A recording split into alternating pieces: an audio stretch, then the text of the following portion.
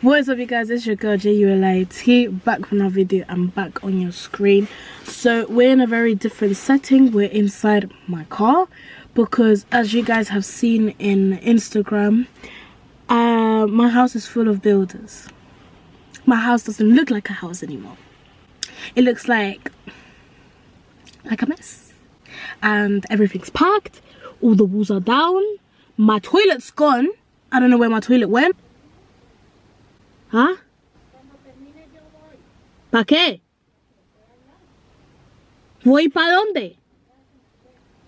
Ah, now when I got my piercing done, it didn't hurt at all. I didn't feel anything apart from when she was putting the piercing in.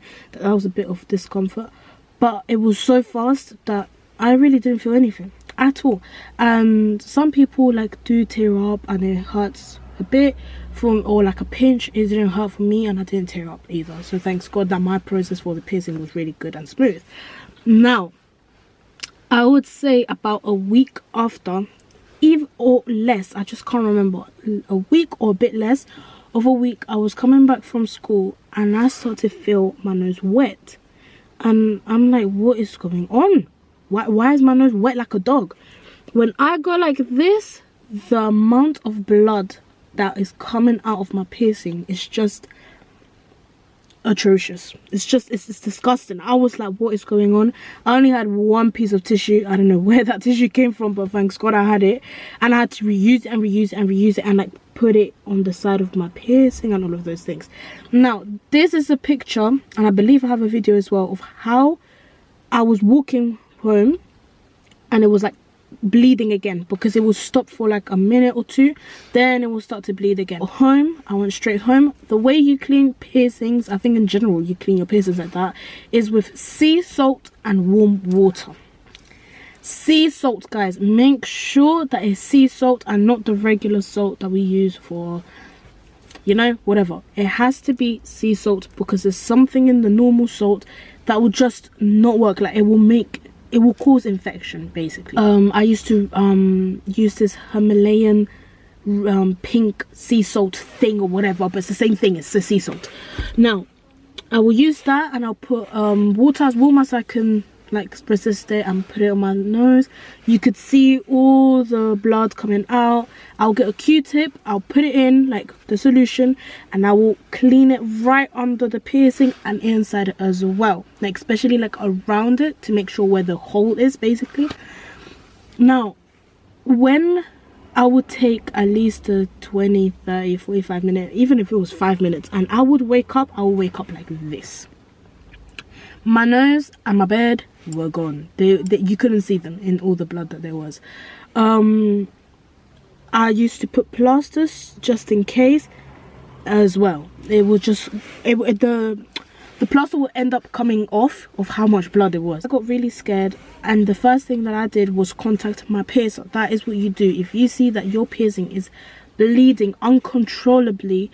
Please contact your piercer and make an appointment, or walk in or rush in, I don't know, but just go and see your piercer. Something in my heart and in my soul knew that it wasn't an infection, because it wasn't hurting. I could touch it, I could move it, all of that. It was not hurting at all. It was just the blood. So what I believe is maybe that she, in the piercing, she like a vessel, you know, like a little blood vessel must have been popped, and that's why it just keeps on bleeding. And until now there's days where it bleeds. I did that for a while. Now when I went to the piercing shop, they checked and they said there's no infection, no signs of infection, but you do have a huge blood clot on the piercing inside. So I had a screw. If you guys don't know, there's different type of piercings, like an L, a screw, the bone, all of this, right? I had the screw, and inside the part of my nose, all the blood that was coming, because obviously I was bleeding from inside and from the outside, the blood was going crazy, right? Was that I had a huge blood clot on the piercing inside, and that was huge. It was rock solid. I couldn't breathe from this side of my nose. I couldn't. Now they tried to take it out, like they put gloves on, they tried to go like this and rip it out. That shit hurt. I was like, no, don't touch me anymore. Don't touch me anymore, because that thing's hurting, right? Don't touch me. I will see. If I have to drill it off, it will hurt less than what you guys are doing to me. Let go. They said that they weren't going to do anything because they were going to end up ripping my nose in half. Like, man. So I came home, and again, the same solution. Hella sea salt, bro. I look like I was cooking for an army. Prim. Oh. And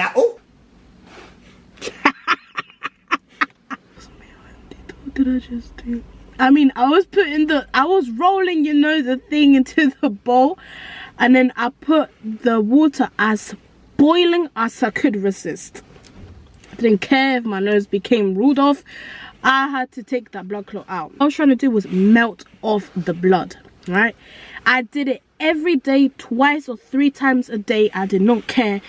My nose was inside that bowl until finally the blood clot came out, and it was like a huge piece of like blood, and I was like, damn. Like, after that, imagine how big it was that when I came out, I could actually breathe the oxygen. I was like, and I was like, wow, like, the fuck, this is how oxygen is. Top part of my piercing, around the piercing, there was like dried blood. As of course, if you're sleeping or something, it bleeds, you're gonna have dried blood in the morning or in the afternoon or whatever. What I would usually do is immediately as I saw that, I will get the solution with a like Q-tip and boom, take it all out. And then a few minutes later, I was bleeding again. Do not do that.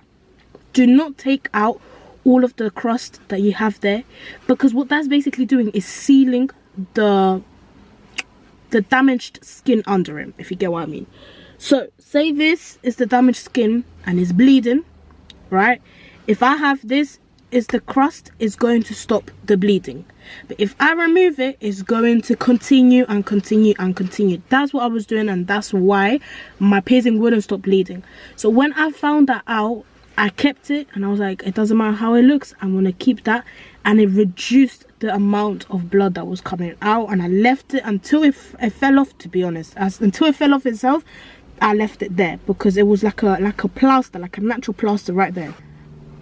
The bleeding like that, as the pictures before, I would say it lasted around a month. Even like a week ago, I woke up bleeding again. Not as that, like that bad, but I was bleeding, and I got so used to it.